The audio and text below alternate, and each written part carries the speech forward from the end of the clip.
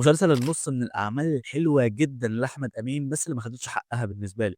فتعالَ أقول لك ليه مسلسل النُص هو واحد من أكتر المسلسلات اللي اتظلمت في رمضان 2025. أنا ممكن أبقى فاهم ليه المسلسل ده اتظلم، لإن المسلسل ما دخلكش في الموضوع على طول. تقريبًا المسلسل أخد 5 أو 6 حلقات يبني لك الفرقة، يعرّفك عن كل شخصية، يعرّفك عن دوافعهم، يعرّفك عن النُص نفسه، لحد ما الفرقة بيتجمعوا ويبدأوا يعملوا عمليات السرقة. وبالنسبة لي من هنا المسلسل بيحلو جدًا. العمليات ممتعة، فقرة التخطيط ليها وفقرة التنفيذ والكوميديا اللي بتطلع منها عظيمة. كان في شخصيات حلوة جدًا أولهم النُص. طبعًا أحمد أمين كان on fire في المسلسل ده، عمل دوره بشكل حلو جدًا. وأحمد أمين من أكتر الممثلين اللي أنا شخصيًا باحبهم. الراجل ده طيب أوي يا جدعان، باحسه خالي كده فاهم. وطبعًا حمزة العايلي في دور درويش، الدور ده أيقوني، بالذات قفلته ونهاية الشخصية دي اتقدمت بشكل حلو جدًا كتابيًا وتمثيليًا من حمزة العايلي. وأكتر حد كان طالع منه ضحك في المسلسل واللي بالنسبة لي كان مفاجأة المسلسل كله، هو الممثل الشاب ميشيل ميلاد في دور إسماعيل.